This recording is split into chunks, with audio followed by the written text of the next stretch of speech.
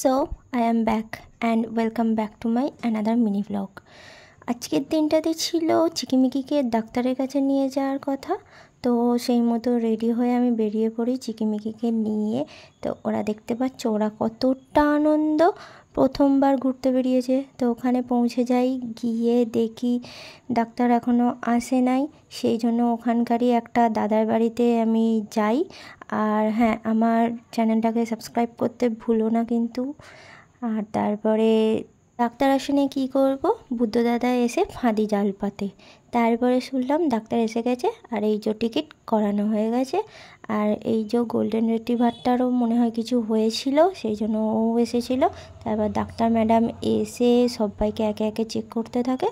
তারপরে আমি আমার পাখিদের সমস্যার কথা বলি, ডাক্তার ম্যাডাম দেখে ওষুধ দিয়ে ছেড়ে দেয়। ওই যে ফাঁদি জালটা পাতা হয়েছিল ওতেই মাছগুলো পড়ে।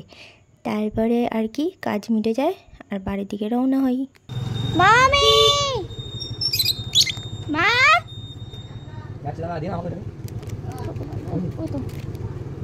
এই যা দিয়ে বলো ওই দিকে তো আসেনি।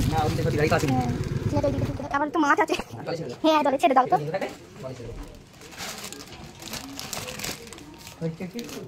দেখো এইটাকে 20 টুকরো করতে হবে।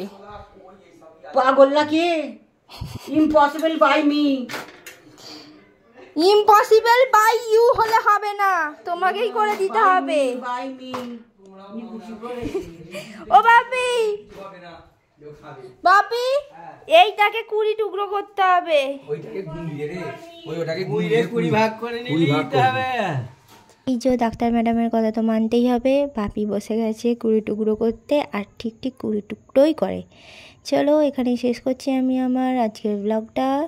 সবাইকে টাটা।